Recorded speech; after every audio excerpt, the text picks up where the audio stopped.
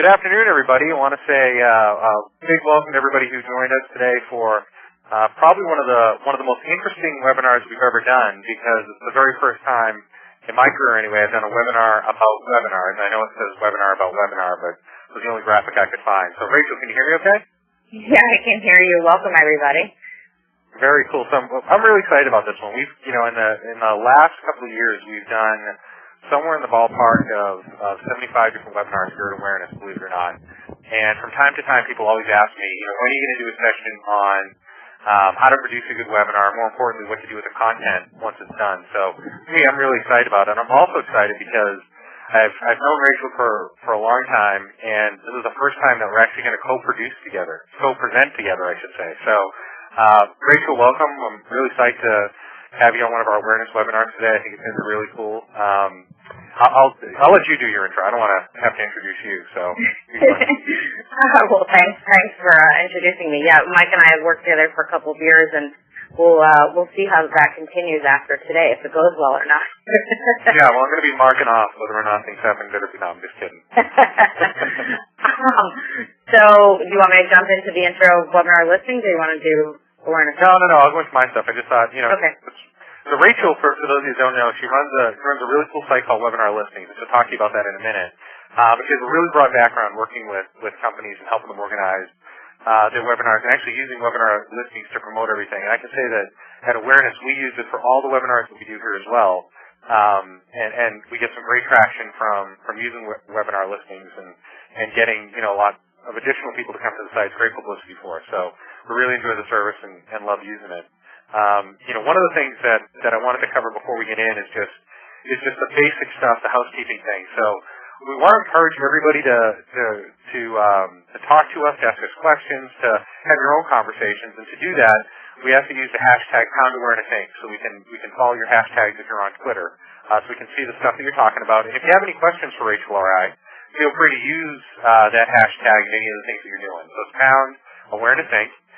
You can also, if you look at the right-hand corner of the WebEx client that you're using, there's a little button, a little tag that says Q&A.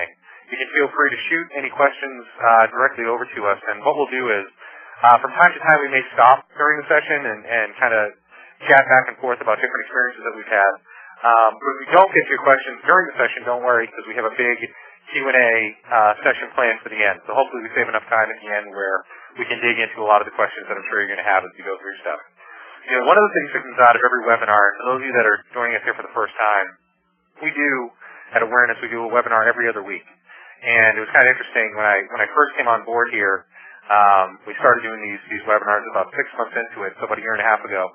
I was talking to someone on the phone who said, well, you guys are probably the best webinar company out there. And I said, yeah, we do a lot to, help promote our software. And they said, oh, geez, well, we thought all you did was produce webinars. And it's actually not the case. We're actually a software company. So I like to give people a sense of who it is you're talking to up front, so you, number one, know my biases up front, and two, know what it is that our company does. I work for a company called Awareness. I run sales and marketing. I'm actually the Vice President of Sales and Marketing at Awareness Inc. We're a software company that has created a product called the Social Marketing Hub. Without getting too much into our background, what the Hub allows marketers to do is solve a lot of challenges that they have in social media. A lot of times you hear marketers saying they're overwhelmed, that they need help proving the value of social media, that they lose control of social media because it's really difficult to have control of the social media strategy that you have. And speaking of strategy, that a lot of the things that we do are very tactical, they're not strategic. What the Hub allows you to do is take all your social media channels and assets, collect them in one area, and publish them out and report on everything in one centralized interface. So you can publish out your content, you can manage that content, measure all the content you have, and then engage in conversations across the web through one interface. So if you have a large team or a small team, it allows you to collect all that data in one central place. So if you'd like to learn more about it, you can contact me. There's my contact information there. I'm actually pretty available. You can either tweet me or drop me a note directly, and I'm happy to set up some time to walk through everything with you. To give you a sense of how it works, again, you can publish, manage, measure, and engage across all the channels. And the reason this is important is we actually use the Hub internally here at Awareness to do a lot of our webinar promotion. So after today, for example, one of the big questions that I'm sure everybody's going to ask is, are the slides available and will there be a recording available? And they will be. And when you see them published, we're going to publish them to our personal blogs, we're going to publish them to our Twitter account, we're going to publish them to our YouTube channel, our SlideShare channel, all through the Hub. And what's great about it is it allows me to see who's interacting with that content, who's making comments on it across all the different channels that we interact with, and I can pull that back in one place and figure out how we want to respond to everybody and see how successful the content is across the board. So we actually, a lot of people like to use the term eat your own dog food. I like to use the term drink your own champagne. It's a great product and it helps automate a lot of the stuff we do. We also have a demo coming up December 2nd, 2 p.m. with Will Eisner, who's the Director of Product Marketing here at Awareness. You can sign up for that. It's a group demo. Feel free to ask any questions you have on the product itself. That's a little bit about me and Awareness, but Rachel, I'll let you talk a little bit about webinar listings and what it is that you guys do. Okay, I'll keep it a little short here, but basically Webinar Listings is a directory of live and on-demand webinars. We currently have over 300 live webinars listed on the site, and basically the purpose of the site is twofold. One is to help hosts promote their webinars, and the other side is to help people who like to watch webinars find webinars that interest them. And we have webinars in many areas of interest, but the top 5 are basically business leadership, marketing, social media, and technology. But really it ranges, we have pregnancy webinars, self-improvement webinars, sort of all over the map. We also have a webinar blog that, you may find helpful as a host to learn new information about how to put on webinars. So this is just an example of all the webinars we have today. You can see, obviously, we have a lot, but this is just today's schedule of webinars. And this slide just shows you basically how we promote people's webinars and how we get the word out there. So, we use all the standard social media channels. We also have a newsletter that goes out once a week where we promote people's webinars. And then on our site, everything's, searchable by category and keyword, company, et cetera. So you get the promotion on the site, but also off the site. So what's great about this, Rachel, is, and I'm sorry to jump in, but what's really cool about this for me is like a personal user isn't so much that we use it to promote our own stuff, but I'm always interested in kind of learning more about different topics and wondering what companies or which places are putting on webinars about it. So I come here a lot just to search through and see what's coming up. You could literally spend an entire day on webinars just coming to the site. Yes, it's true. And ironically, since I launched the site, I haven't had a chance to see so many webinars, unfortunately, but I see a lot of great ones come through the site.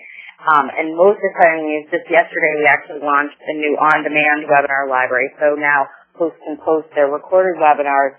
So, if you're looking for a particular topic and you can't fit the live webinar into your schedule, you can see what else we have.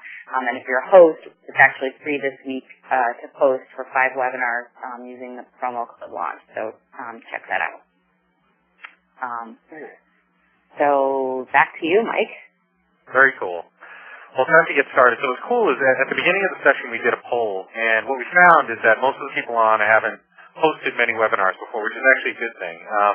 We're going to talk about our experiences, and specifically I'm going to talk about not just experiences, and again, this is just for me, that I had here at Awareness, but I've actually been doing webinars for quite a while. I started back when actually you first could do them working at the Business Marketing Association here in Boston, where I did a best practice in marketing webinar series that we broadcast around the country and actually got a bunch of people around the world to do. I started doing one a month, and it just got a lot of traction, and I started incorporating it into everything I did at different companies. So brought that here to Awareness, and it's actually been a great source of thought leadership and demand generation for us. I'll talk about that in a little bit, but what you're going to hear from both Rachel and I to this is things that we've learned. And it's definitely geared towards people who are just getting started, but it also could help people that have been here doing it for a while. Before I get started, I know we have Matt Bovell on the line, who's a webinar guru. So Matt, I hope we do you proud and do a good job here. So let us know after if we missed anything, because we'd love to hear. But again, this is coming from our background. So feel free to shoot out any questions that you have, and let us know as we go forward. Again, you can use that hashtag #ConAwarenessThing, or you can just drop us a note right through the Q&A panel inside WebEx. So what Rachel and I did is we boiled down the most important keys to hosting a good webinar to 6 P's. So we found 6 different P's that are the most important, and the first that we came up with was the presenter. Presenter is really, really important, especially when you consider that they're the people that are going to be attracting the audience and talking about what it is you want them to talk about. I call them possibly the most important key because they're really the center of attention for everything it is that you're doing. What you end up looking for, people who are engaging, have a history of speaking, understand how to work a virtual room, and what I mean by that is people that not only are great talking in front of large crowds, but are also terrific talking to people on the phone. And the example I use for this is that, and if you haven't read this book, it just came out. It's by a gentleman by the name of Scott Stratton, and he wrote a book called Unmarketing. And I've seen Scott speak 100 times at conferences. He's a very compelling personality, very energetic. He's one of the funniest business speakers I've ever seen. And I was concerned, would that be able to translate into a webinar? And I'm happy to say that it was probably one of the most educational and funniest sessions that I've ever been a part of. But it's really important to find that mix of people that can balance a live room and make sure that they're working the audience the right way, because frankly, you can't see people, you can't get feedback. You don't really see people raising their hands the way that you would in a live experience. And most importantly is also, are they an expert in the topic? Qualification and evaluation of the presenters is really important. We spend a lot of time here at Awareness talking through, with the speaker, what it is that you plan on talking about, how do you field questions from the audience, and managing, to spend a lot of time rehearsing with them as well to make sure what we're doing is right. So a plan that we have in place, and again, I'm talking from our own perspective here, but it's something that we've adopted. We've tried a lot of different ways to do it, and I've tried at different companies. This is the way we kind of map out how it is we're planning speakers. We really start with the content first. So as part of our content strategy, we sit down as a team, as a marketing team, and we map out what our content plan is going to be for about 2 or 3 quarters out. Now, that sounds like a long time, but when you consider that just in our own webinar series here, we currently have speakers booked through the end of February. That becomes pretty short, actually. So what we do is come up with a plan around what it is that we want people to be talking about, what the content's going to be, and really focus on key topics and messages that we want to get out to the audience. Then we'll identify 2 or 3 speakers for each topic, a minimum of 1 quarter in advance. So, for example, if I'm looking out the next quarter, next month, I should say, one of the big key messages for us is around content marketing. And one of the guys that we focused on and were able to recruit was a gentleman by the name of Joe Pulizzi, who wrote a book called Get Content, Get Customers. It's all about content marketing on the web. We were able to book Joe. We had him booked a couple of months ago. We have it on his calendar, and we've already gone through the vetting process with him and have the rehearsal schedule. So we've locked it in. We've set a rehearsal date as well as the event date. So it's in all of our calendars so we know what it is that we need to prep for. Typically what I look for and what we look for as a group are people who are out there, people who are looking to promote stuff. It's not dissimilar to what you see on late night TV or things that you do or you might hear on the radio. A lot of times the guests that you see on late night TV or on the radio are out promoting something. And for us, it's very similar. We look to authors, a lot of people who have published books, specifically because we're promoting social media and social media marketing, the topics around that. So we look to people who have just released books and are kind of doing their book tour and are trying to get promotions out around it. In fact, we've been pretty successful that way, and we partnered with both Wiley and McGraw-Hill to bring some of their authors in and have a series, an ongoing series of, call it a Book of the Month Club kind of thing. We were bringing the experts on to talk about stuff. They have to be experts. The other thing that we do a lot of is we'll go out and we'll search the web. So for different topics, we'll just go ahead and we'll look and see what blogs are relevant out there, which people are talking about stuff, who are the thought leaders on this particular space. Reach out to them directly and have them come on and chat. And it's actually been, people ask, how do you get these speakers to come on? It's actually pretty easy. People like talking about what it is that they're doing. People really enjoy talking about things that they're experts on, and usually love coming on and participating in a webinar, especially one that we have. And we also look for people that have unique case studies. That's another really compelling thing that organizations obviously want to see. People who have different case studies, things that they're doing in a unique way. We go out, we find them, we bring them on board, and we try to get them to talk about stuff. A great example is a few months ago we brought in Brian Drescher, who at the time was running social media at USA Today. And he had a really unique model and a really unique way he measured ROI. He called it ROI. I believe there are 3 I's, return on investment, influence, and the individual. And we brought him in. He talked about that. Really unique, a different perspective on how people are running social media at large organizations. And it was really compelling. It was something people hadn't heard before. So that's the kind of thing that we look for when we're recruiting speakers. One note I want to bring up front, and this tends to be a trap that I fall into as well, because I'm a marketing guy at heart, is the difference between thought leadership and demand generation. And one of the problems I think companies go into webinars with, or when they come up with their webinar schedules, is they look at webinars as strictly just a demand generation vehicle. And we're pretty strict here that we don't look at it as just demand generation. We look at it more as thought leadership. If anything, we look at it as more of a nurturing campaign. So in a lot of instances, we have people that come to multiple webinars and actually have become repeat visitors and fans of awareness over a longer time frame because we're addressing issues that meet their needs. Now, at some point, of course, they may convert into a sales opportunity or contact us and say they want to talk to us about the software, but that's certainly not the focus of what we're doing. In fact, what we're really focused on is providing topics and education that are relevant to people in our market space. And so it's really focused on thought leadership. So it's not a demand generation activity for us. It's not how it's measured for us. We don't measure that. What we're looking for is how that's impacting our brand in the marketplace, which I think is a key differentiator in how you approach what it is that you're doing. Now, I'm not saying it's the only way companies should do it. I think that there are definitely situations where organizations should go in and look at how they're doing a webinar, the topic of a webinar, at specific demand generation activities and count it as lead flow and that kind of stuff. But I think it's really important that as you come up with a plan for a webinar series or a plan for a webinar that you're doing, months out, that you have a clear definition of what that is and what that means to the people who are coming to your session.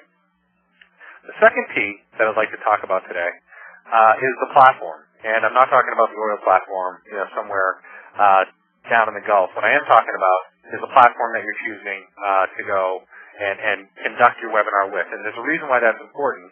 And if you take a look at that picture in the middle, I'm sure you guys had a different impression of what that picture really is compared to what it really is. And it's actually a guy in his car saying goodbye to his wife in the morning. You probably had a different idea of what that was. The reason the platform and the logistics are really critical is because you never get a second chance to make a first impression. You never have the second opportunity to go back and make sure that people like what it is that you're doing. And because the webinar is driven by technology first and foremost, the technology is going to make or break what a lot of people think about what it is that you're doing. And in a couple seconds, I'm going to talk to you about some horror stories that I've had personally in the past. And feel free to ask any questions about this as well. I'm going to talk to you about the technology landscape that we use to manage what it is that we're doing here at Awareness. So we're on a WebEx call. I don't think it's any secret that WebEx is our primary delivery mechanism for what it is that we're doing. From a recording standpoint, we actually use a combination of WebEx. They have a recording tool built in, and that's the reason why we have a WebEx producer on the line with us today. But we also use a product called Captivate to record as well.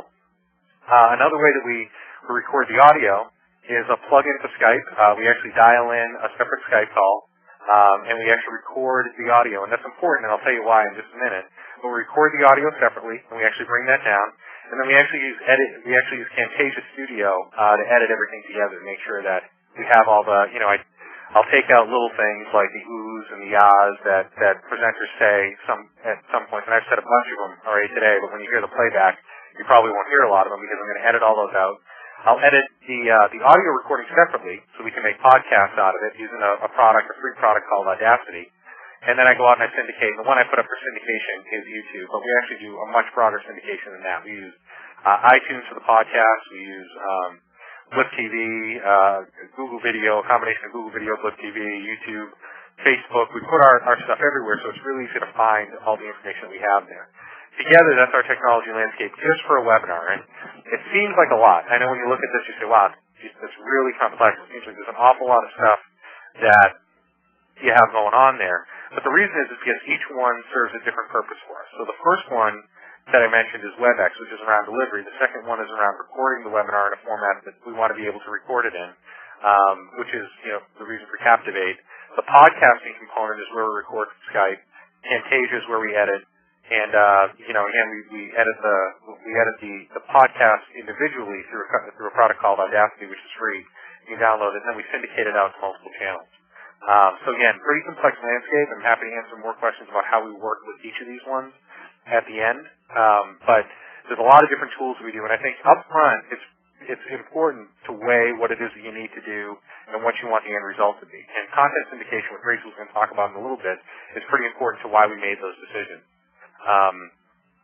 Another thing I want to talk about, and she'll talk more, and I'm going to kind of skip this slide quickly because Rachel's going to talk about this in a little more detail in terms of how we syndicate content. I think the most important thing for us is we're putting our stuff, we take one piece of content, this one webinar is going to get multiple uses for us. Like I mentioned, we're going to syndicate it to multiple sites. It's going to be transcribed, so we're going to put it up on our site to get SEO value from it, and I'll optimize it for keywords and stuff like that. And, we use that, a key part of everything that we're doing is using our own product. As I mentioned, eating our own dog food or drinking our own champagne, we use our hub for the content distribution of everything. The value of that for me is I have one place to go. I don't have to go to multiple sites to plug everything out there. I don't have to push everything out there. But it's also important because I can pull back metrics from multiple locations. So I can see how many people have seen it. I can see how many individuals are downloading, things across sites. I can see any comments that we've had on it, and aggregate that all in one place, so we have it in one centralized area. The one area that I did want to talk about, just around the platform side of stuff, is around some nightmares, and you can read kind of the avoidable ones. There aren't enough lines, in your conference bridge. Something you should make sure that you have outlined up front with your provider. How many lines do they provide? Are you limited in the number of lines that they have? A speaker that doesn't know how to use the technology. I can't tell you how many situations I've been in where a speaker doesn't know how to advance the slides, or doesn't understand how to unmute their phone, or basic simple things that can be ironed out at the beginning of a call that aren't. Speaker pitching a competitor, and this is a problem that comes up a lot, especially when you're dealing with authors, where they'll come on and they'll talk about, the social media landscape and decide to pitch one of our competitors halfway through a session. Drives you crazy, but it's stuff that can be avoided up front by having a very simple conversation with them. You didn't mute your phone. That's something that's come up a couple of times where a speaker will, be in their room and they'll be talking and having a very free-flowing conversation with someone else. Meanwhile, the phone isn't on mute. And I can tell you some pretty embarrassing stories about things that have happened. And if you don't have a moderator on the line, moderator or a host to actually facilitate what's going to happen to drive the Q&A, there tends to be very little management. It almost feels like a free-for-all in a lot of spaces. What a lot of companies do is they'll open up phone lines at the end and have kind of a free-flowing Q&A, and that can be unmanageable as well. That's why here at Awareness we take your questions by text, and Rachel and I will talk back and forth and answer them as we're going forward. But something you should think about up front. Are you going to have a moderator? Are you going to have a host? I recommend you do. A couple of big unavoidable problems, they'll always come up, and I think the one that comes out for me is a couple of years ago. And Rachel, I don't know if I told you the story. If I did, I apologize. You're going to hear it twice. A couple of years ago. I don't think so. Yeah, all right. Well, you're in for a treat. I was in my old office, which is in Boston, and I was about halfway through the session. All of a sudden, the fire alarms go off in the building. I swear it's a true story. And I thought, well, you know what? It's just running a test in the building. There's no way this could be real. Next thing I know, there's 2 firefighters outside my door saying you have to leave the office. The building is really on fire. So I had to cut the webinar a little bit short. Unfortunately, that's kind of an unavoidable issue that impact, and we did get some bad feedback from it. Recently here at Awareness, we had a session with a gentleman some of you may know by the name of Chris Brogan, who came on, and it was a great session. We had a ton. I forget the number. I think we had 5,000 people register and about 3,000 people on the line. And it actually crashed the WebEx browser. There was nothing we could do to get people on the bridge. And first thing that happens is you get a lot of people out there that love to say bad things. I mean, Twitter is a great vehicle for communicating with people. It's great for conversation, but it's also great for people just shouting out, Pound Awareness Inc. fail, this thing blew up. And it really wasn't our fault, it's just that we had a lot of volume for the session. The key for us was actually going back out to that same group of people.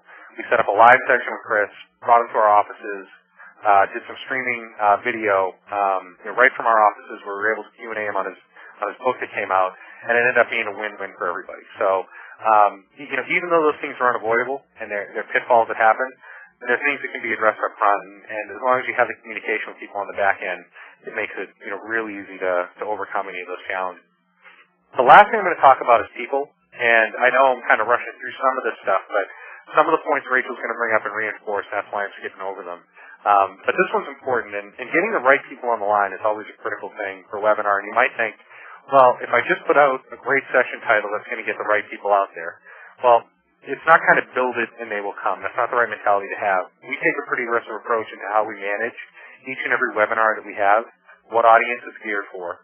We have very specific personas that we market to, and because of that, we're able to really hyper-target who it is that we want to come to the sessions and make sure that we're inviting the right people to be part of the session, people that are going to provide great feedback. So you can see a sample of one of our project plans just in how we go out and promote both before and after the event.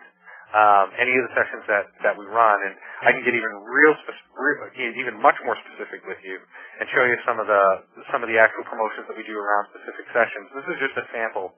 I didn't put on what the webinar was, and I changed the dates in it so you wouldn't have a sense of where it was. But you can see that we do an awful lot of blasts to different sponsored lists. We also do a lot to our house list, as you can imagine. What I didn't include in this is the stuff that we do through social channels.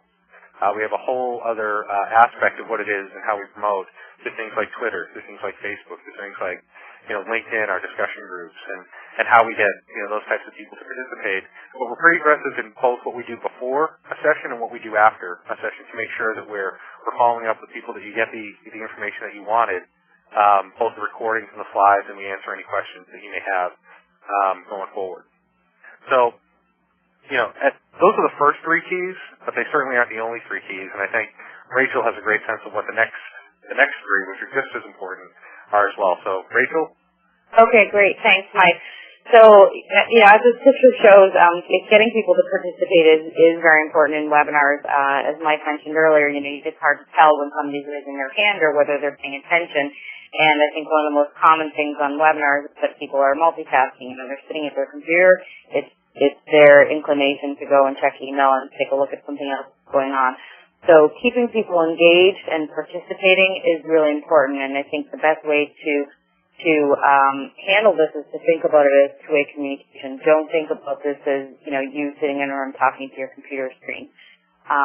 And so using some of the webinar tools that are available to you through the platform that you've chosen is a great way to get people engaged. So we conducted a poll at the beginning of the webinar, but you can also conduct those throughout the webinar. And, if you say something like, "We're now conducting a poll," somebody's off checking their email, it's going to bring them back to the screen into the conversation and keep them engaged. Twitter is a great tool for a few ways and a few reasons on a webinar. One is every time somebody hears something on the webinar, they're tweeting with your hashtag, and inherently they're actually promoting you and spreading the word about you. But also, people may get engaged in conversations with each other. So while they're not, focused on the screen, they're staying engaged in the webinar in their own way through side conversation. And then it's a great way to get questions. So, we're monitoring the back channel to see if you have questions. Same with the discussion feature, the Q&A feature in the actual webinar platform. That's a way to get people engaged if they know you're going to be answering the questions that they have. Conducting a review at the end of the webinar, obviously, is getting people's feedback.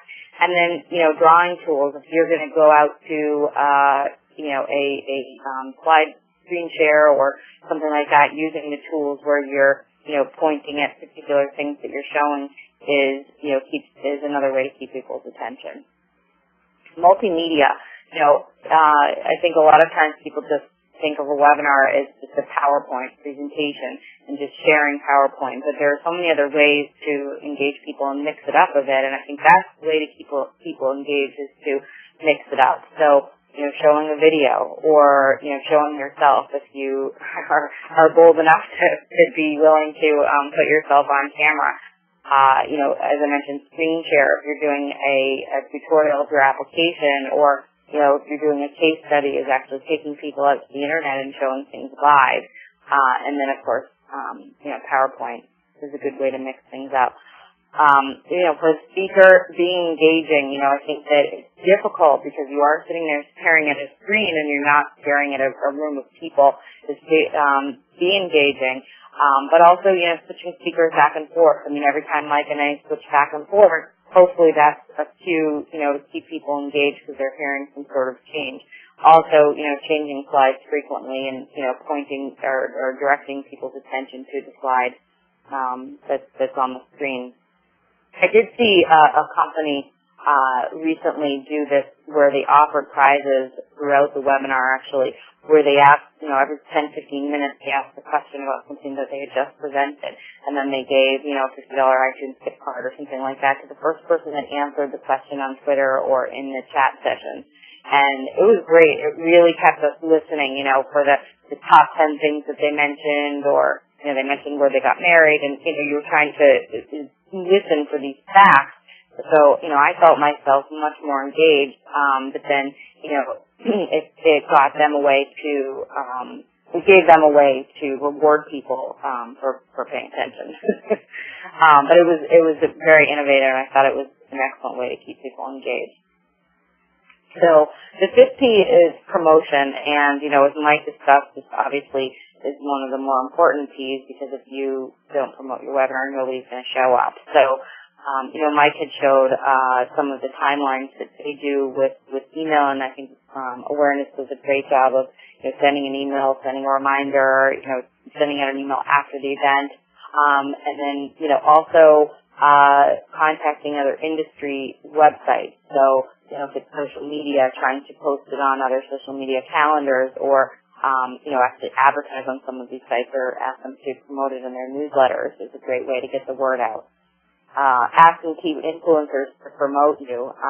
If there's a certain key influencer that, will be willing to see or post it on Facebook to help you out, obviously they're connected to other industry-related people.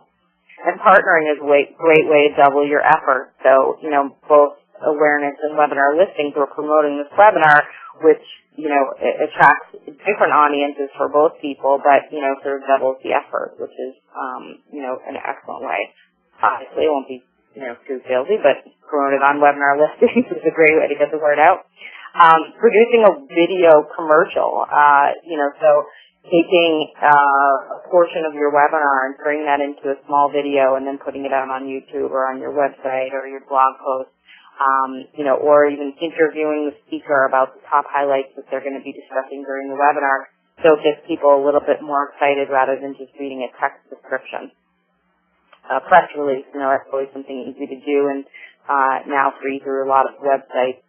And then Eventbrite. Eventbrite is a free site where you can post your webinar. You can even just, have people click to register to the meeting or WebEx, whatever platform you're using. But there's a lot of share features through that site. So if somebody registers there, they may choose to share it directly on Facebook, and then you're, expanding your, people's knowledge of the event. Create a blog post that'll go out to all of your RSS subscribers. And, I throw Craigslist in there. It's a little bit wacky for this, but, my thought is you never know. And so you never know what people are searching on. You never know who's going to happen upon it. And, it takes 2 seconds just to take your description and throw it up there that, you might as well. And then, last but really not least is social media. It's beneficial for, a lot of reasons to use social media. One is that it's viral. There's robust search. If people are searching on particular keywords, they'll come across your information. It's free for the most part. Leveraging your current connections. You spend all this time, building up a Facebook fan base and a Twitter following that's communicated through those channels. It's great that people are already connected to you. And obviously it has SEO benefits of, promoting it through social media. Some of the more obvious sites are, Facebook, Twitter, LinkedIn, some industry-specific social networks depending on what your industry you're in, and then Awareness is social marketing hub. And then, smaller ones like StumbleUpon and Delicious too. If you bookmark your webinar posting description on those sites, you're expanding your reach. So post-webinar follow-up. I actually happened to write a blog post on this last week, but this is a great topic because a lot of people feel like, once the webinar is over, that's it, they've done their job and now move on. But you've spent so much time developing the content and putting it together that you might as well get the most bang for what you've prepared. So here are some ideas. Write a blog post summary of the webinar, or create a podcast. Post a recording on your website, Vidler or Webinar Listings, post the slides on SlideShare. Here's a great one that I love. It's taking all the questions that people are asking during this webinar, and chances are if somebody's asking it, other people have that question as well. So maybe taking a compilation of those questions and putting them together into a blog post. Or take the highlights from the webinar and throw them into your next newsletter. Or even taking segments from the webinar and creating, small video productions or audio productions that you can, use on an ongoing basis throughout, over the next few months. So, really it's just taking the content and reusing it as many ways as you can. And then, personally following up, we are going to try to get to all the questions today, but if we don't, we definitely will follow up with people after the fact to make sure you have the answers. Putting the leads from your webinar into your CRM system, asking people to review the webinar, send out the recording, obviously, and then, finally, if you're putting on another webinar, promoting your next webinar in the communications that you're sending out. This is a little unclear here. Hopefully people can read that, but we can send out our contact info. Yeah, we're going to make the slides available after. I think the point of this slide is there's 1,001 ways to get a hold of us. Good summary, Mike. Yeah, I think that's probably the easiest way to summarize everything on there. Before I get to the Q&A, we have a bunch of questions came in through Twitter. There's some really cool ones, actually, I think, also came in through WebEx here, too. So feel free to submit any other ones you guys have more. And I can't guarantee we're going to get to all of them. We have a bunch right now, and just looking at the time, I know we have a short amount of time left. But just before you do, I just want to give you a quick heads up that first, if you're around on December 16th, I hope you can join us. We have a great session coming up with my friend Tamsin McMahon. She's at Tamadeer on Twitter, and it's all around a scientific approach to social media. She's done some research into actually putting some science behind how you do and how you conduct your social media marketing efforts. And it's going to be a really cool session. I've already talked to her about it. I can't wait for it. So if you're around December 16th, just in time for the holidays, you can sit on the phone with me and Tamsin and hear us talk about science and social media. It should be a great one. And let's just skip right to, I'm just going to skip over that last slide, just go right to the Q&A because we got a bunch of stuff in. Rachel, I'm going to take the first one that came in, which is actually a real specific technical question, so I'm just going to jump all over it. But someone asked the format of the audio file that we get through Skype. And so just to be clear, so I use Skype. There's a plugin on Skype called PowerGrammo. And PowerGrammo allows you to record Skype calls. So what you do is you dial in with as an attendee to your WebEx or whatever platform it is that you're using.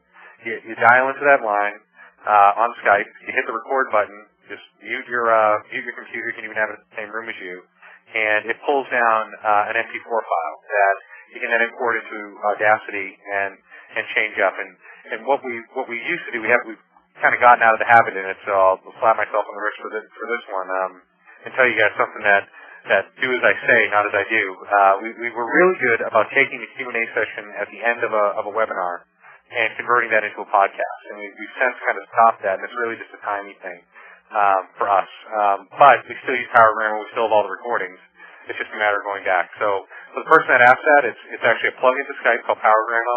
You just dial in through Skype to the WebEx line or whatever the conference line is, hit the record button, and bang, you're off to the races, and you get a great recording at the end. The quality is usually really, really good. So that was the first one. Rachel, we got another question that was around, well, we got a few questions around this actually. One area that I didn't cover in platform and we didn't actually talk about was what you actually use to build the presentation itself. And it sounds like a basic question, but there's actually a lot of alternatives. So I wonder if you can jump in and just talk a little bit about some of the different tools you use to create your presentations. Yeah, I mean, what we use basically is PowerPoint, and the internet is such a great source for images. You just go to Google Images and right-click on the image and then copy and paste it into PowerPoint. That's basically what we use. And then, Mike, you converted it to a PDF to import into WebEx, correct? Correct. And actually, so we have a little bit of a different. I'm a Mac guy, so I'm an Apple user. Oh. So I actually, the way you said, "Oh, this sounded terrible," it was like, "Oh, yeah." No, I use Keynote. So it's just a difference of WebEx it's a PowerPoint package that comes with Mac if you have one. So I use Keynote. One little tip that I'll give everybody is, and I did this today. If you don't have any builds in your slides, so if you're not constructing, if you're not having stuff pop up or any multimedia type of stuff, a great option, and one that I did today because there wasn't any multimedia in the slides that we pulled together today, I actually converted it to a PDF. Number one, because it makes the file size a lot smaller, so it's easier to upload. and two, it's just easier to advance. One of the challenges in WebEx is when you upload a PDF, and Rachel saw this firsthand, it kind of puts everything on its side sometimes if you upload a PDF, so everything's kind of turned vertically, so it doesn't look like it's the right slide setting. So you have to go back and kind of adjust them at the beginning, but that said, it's usually a much quicker upload. The file sizes are much smaller, and it's just an easier upload back and forth to WebEx. So, just a quick tidbit on the type of stuff that you can use. But you can create a PDF from Keynote, you can create it from PowerPoint, and just upload it right away. So, so Rachel, we got another one that actually just came in, just on the same note as kind of the Nikki asked this, and I'll let you take it first, and I'll jump in at the end. How about that? She asked, you mentioned you use WebEx. Have you had the best success with them, and what others would you recommend? Glance, GoToWebinar, etc. I know we talked about this before. We knew this question was coming up. So I don't know if you want to answer it first, and I'll... Yeah, I mean, you can answer in much more detail, but, from the webinar listings perspective, the four most popular that I see are actually WebEx, GoToMeeting. I see Omnovia as a new system that is most known because you don't have to download anything to your computer, which is supposed to be great, and then Adobe Connect. So those are the four main ones that, I see. And, as Mike mentioned earlier, you really just need to come up with a list of what it is that you're looking for and then, try to make sure you can find that in your system because they are all different. So, you have to decide first, what functionality you want. Yeah, and so Nikki, and this is my own kind of background, right? So those are kind of the top platforms out there. I've used all of the platforms out there. The reason that we use WebEx here at Awareness, number one, we think they provide a great service. They've done a really good job for us in the past. More importantly, the volume that we have is typically pretty high on our webinars. We get usually, somewhere between, call it 1,000 to 2,000 registrations, which translates somewhere in the ballpark of 500 to 2,000 people on the line at any time. We found that they've just been easier to deal with from handling the enterprise stuff. We've tested out pretty much everybody out there. In fact, other than some of the new ones that have come up, we've tested out everybody. The other thing that we do that's a little different than what most folks would do, because we have such a high volume, in fact, right now, we have, and you might be able to see this in the panelist button, there's another phone line there that says WebEx Producer. So we actually have a contract with WebEx where they actually have a producer that comes on the line with us that handles any technical issues that come up, that makes sure that the session's recorded appropriately, that we have all our audios the right way, that that Rachel and I can be heard okay, that kind of stuff. And if you guys have any questions from a technical standpoint, they're here to answer them for you. So they've been really good from a service standpoint. The other thing that's been good with WebEx for us is recording. While it's not been ideal, they produce a format called, I believe it's a WRF file that we can then download and convert into a WMV file, which makes it very easy to upload to any of the sources that we want to upload to. So every single one of the platforms out there has their strengths and benefits. So I'm not going to say that WebEx, and I know there's someone from WebEx on the line who's probably shaking his head saying, no, don't say this, but I'm not going to say WebEx is perfect for everybody because it's not. I've used different platforms. When I was at SalesNet, we were a die-hard GoToMeeting shop. When I was at the BMA, we used Live Meeting. So I know there's a lot of stuff out there. I think what's important for anybody that's evaluating, the platform provider, the best thing to do is make a list of what it is you really need. Try to understand the type of volume that you're going to have on the line. Talk to all the vendors that are out there and go through the same kind of due diligence process that you would with any software company. Get a test, do some demos, experiment with them. Say, I'm going to do a webinar next week, and I'd like to have you guys be the host of it, and we're going to see if it works and what upside and downside there is. I'm not going to lie, and WebEx is on the line with us today, like I said, we've had issues with WebEx in the past. Where like I mentioned the call with Chris Rogan and it crashed and that kind of stuff and they've been great and very responsive to us and helping us after the fact make sure that we're able to pick up the pieces and give the right messaging back to our customers, which was great. So again, that's just kind of my perspective on it. And we got another question in that is actually a terrific question. It's one I hear all the time. And Rachel, I'm going to ask you because I know you're going to have the best answer for it. To charge or not to charge? No, that's a good one. But this one is about handling dead noise. Oh. Someone asked, and it looks like there's been a conversation going back in the chat area about people saying, what's the best way to handle dead noise that we get? And it typically happens during the Q&A. And that's what we found the most struggle with. And interested to get your take on it. Yeah, I think the suggestion that Tim made about having speed questions is a great one. Before we were preparing for the webinar, we had a couple of ideas that people would most likely ask for more information on. So, having a list prepared of, questions that you could answer or areas that you might have skipped through quickly, you can go back to those areas. We had a couple of those areas where, we were rushing to plan to go back and give additional information on those. I don't know if you have anything to add, Mike, if I can answer the cost question. Yeah, no, it's fine. I think it's the same thing. I mean, we have, luckily, because, typically we get a lot of people on the lines, we typically haven't had the problem with dead air, and most of the people that I have on the lines, including both me and whoever I'm presenting with, in this case Rachel, like to talk. So, there's usually not the issue with dead air with stuff. I think having a prepared list of questions that you want to be able to get through is definitely the easiest way to make sure that you cover the dead air issue if there is one. Mm-hmm. So the question from Bob is, what is your position on pricing in today's competitive webinar landscape, to charge or not to charge? And I definitely think this one varies, and everybody has a different opinion. My personal opinion is, Mike was talking about earlier, the two different ways you can look at webinars. Your main objective is either to generate leads, or your main objective is to put on a webinar to make money. And I look at those as two different objectives. And if your goal is to generate leads, then you're going to generate significantly fewer leads and fewer people on the webinar, obviously, if you charge. So I think it's something to consider for sure. You are going to make money. You're also, there's the obvious benefit of, when something costs money, people get the perception that it's higher quality, but you're going to vastly decrease the number of people on the webinar. And I see both webinar listings, and the ones that get a lot more traction are the ones that aren't charging.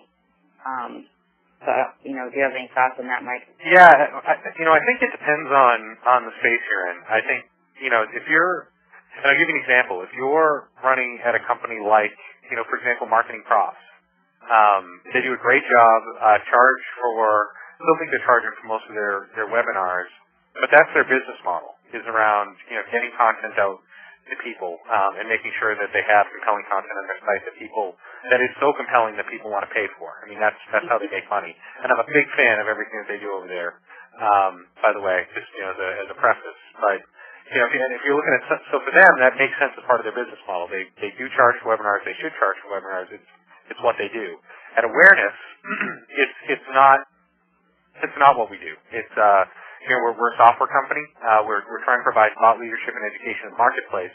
So for us, it's a better bang for our buck to get the word out there and to have people come on and promote whatever it is that they have and talk about best practices in certain areas, so we don't charge for it. So I really think it depends on kind of what the business model is, for your company.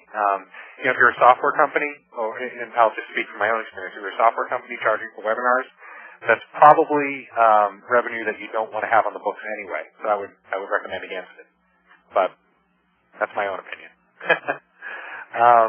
Terry asked, well, here's a great question from Dave Brown. Dave asked, why are most webinars held at 2 p.m.? It's, for us, it's because we actually serve a couple different markets. We can get people on the West Coast that are up, at about 11 and can jump on. Now we can also get people out in the UK, believe it or not, who tend to come to a lot of our sessions as well. And even though it's a little late for them, they'll still jump on. Interesting, though, I have a webinar next week at, I think it's December 8th, and it starts at 10 o'clock. It's because it's for Australia. So we have specific times that we can, do sessions, obviously, in Australia. Unfortunately, I'm at the short end of the stick because I'm the guy who's presenting, so unfortunately I have to stay up really late. I'm not looking forward to that one, Rachel. 10 p.m. 10 p.m. Yeah. Yeah. 10 p.m. Not 10 a.m. 10 p.m. Yeah.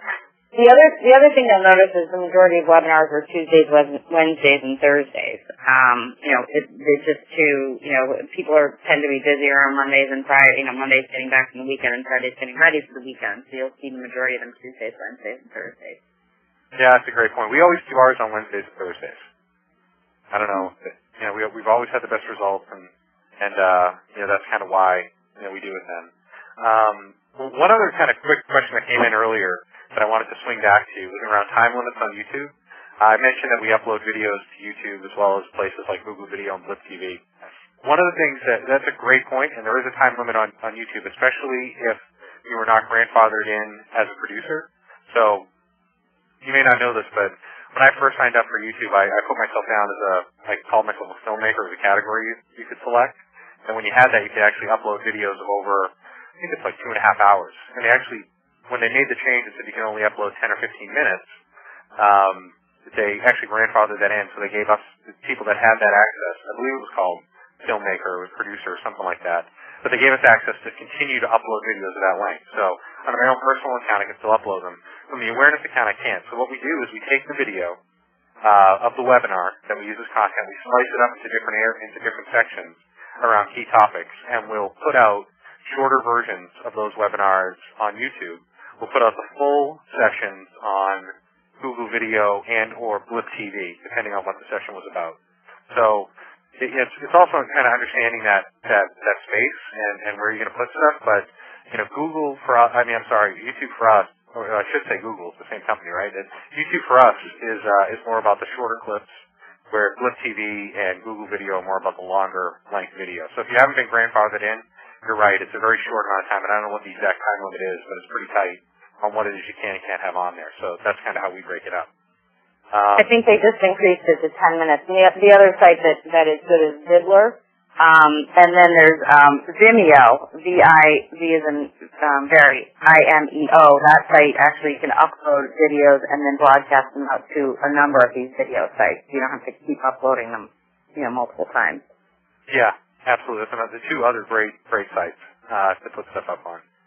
So another question came in about remote training on a speaker, specifically around the technology, because you don't really know, what it is that they're using, how they're using it, can they press the buttons. Rachel, do you have any best practices of the companies you've seen on how they do kind of remote training? I can talk about how we do it here, but it's really not. No, go for it. All right, cool. I'll just keep going. I love talking. So what we do is we set up a call with presenters, one about a week beforehand, and then we make them jump on the phone with us about a half hour early. So what we do is we walk through the technology, we give them a sense of how WebEx works, what it is that they need to pay attention to, and we basically do a practice session with them. There's not much to the practice session. It's usually just me or someone that works for me and the speaker, and just kind of say, this is how we're going to flow through stuff, this is how we're going to, these are the buttons you need to press, make sure that their computer is the right processing speed, and they don't have any strange things that they're going to use in the presentation, or need to flip back and forth to different screens, and if they are, show them how to do that. It usually takes about 15 minutes to a half hour to do that training.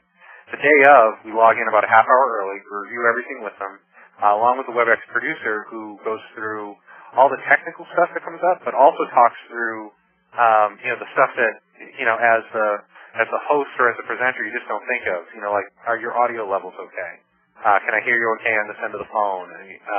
Do we want to launch a poll at the beginning? How are we going to use that poll? That kind of stuff that happens. So that's how we do it. So it's really about hand-holding people through the process. And we see, there's one about a week before that takes a little bit more time, and then one the day of about a half hour before. And that's been pretty effective for us. So I hope that answers your question. The final question I'm going to answer, and I know we're just going over time here, but someone asked if we could drill into the social aspects of your webinar in a little more detail. And I think it was around promotion, but one thing that I wanted to bring up is something that actually you guys were all part of today. You don't realize it, but you were part of today, is we encourage people to use Twitter during the webinar. So we encourage any of the participants that are on there to tweet during the session. Now, a lot of you might say, well, you're a social media company. That's what you do. You should be promoting people to go through Twitter and submit comments and posts and that kind of stuff. What's interesting, though, is for most of the webinars we have, and I'm sure WebEx could speak to this in a lot more detail, and something I've seen it in other companies in the past, is typically what you see is the about halfway through the webinar, attendance tends to drop off, and not a ton drop off, but tends to go down just a little bit, maybe 5 or 10%, since when you start, or 5 or 10 minutes into the session, whatever it may be, you start to see a drop off. What's interesting is with us, because we're having people and encouraging them to tweet and talk about the session that they have out there, attendance for us actually goes up. So we actually get people that register during the session that come on, didn't know about it beforehand, and jump online at the end. And that's usually at the end, those are the people saying, oh, this is great, I didn't know about this, can you send me the slides, or I just want to make sure the slides are available. So we actually used the Twitter aspect to increase participation as well as increase people that, increase attendance, during the session as well. And, Rachel, I don't know if you want to talk a little bit more about the social aspects of, promotional stuff. I mean, you went through a lot of it, but I don't know if there's anything else that you may want to cover. No, I think encouraging Twitter is great, and there was also another question in there about this specifically, is that taking questions both from the Q&A and from Twitter is it distracting? And I will say that there are some platforms, I believe Omnovia is one of them, that has actually Twitter integrated into the webinar platform software, so that people can tweet right from the software, so they're not flipping back screens all the time. But and that makes it a lot easier, and I think helps with the multitasking a bit. But getting people to tweet is just excellent. I mean, if somebody sees the tweet, and like Mike said, they may sign up for the webinar, but they also see, awareness puts on great webinars. Maybe I'll be more into it next time I see that they're having a webinar. Yeah, exactly. So we're right up at 3:05, and I'm just going to answer one last question because I just saw it come in. Kim asks, length, can you hold interest for longer than 60 minutes? We have a lot of people still on the line now. It's been longer than 60 minutes, and my answer to that is yes. Very short, quick answer. It depends on what it is that you're talking about, and if the Q&A is engaging. We've had some where it just isn't. I'm not going to lie, some speakers have fallen flat. And we just kind of end it and kind of cut our losses as soon as we can. Someone else asked, I'm trying to get through a bunch of these really as quickly as I can, because I think they're pretty quick. Some webinars provide downloadable slides. What's your philosophy on this? Our philosophy is we provide the slides after through SlideShare. So we actually take the slides, we upload them to our SlideShare account, and direct people to that page. We also embed them in our blog and allow people to aggregate them. There's a couple of reasons for that. Biggest is SEO, value for us. Would rather have it sent out to a place where you go and you can download them yourself. It's also a convenience thing, to be honest. You may not want to have to download it from the WebEx client. You can actually just go to a centralized place that's on our site that has everything together. So that's our own personal opinion. That's just kind of how we do things here, and it's been a best practice for us. But it doesn't mean that, other ways might be more effective for other companies as well. With that, Rachel, I think we're at 3:05, so I think we're right up at the end. So I don't know if there's anything else that you wanted to add before we say our sign-off. No, I think that's great. It's been great. Thank you for staying on the line, everybody, and staying engaged. Yeah, no, Rachel, it was a blast. I'm psyched we finally got to do a webinar about webinars. How cool is that? Exactly. Awesome. Thanks, everybody. And we'll talk to you soon. Thanks again.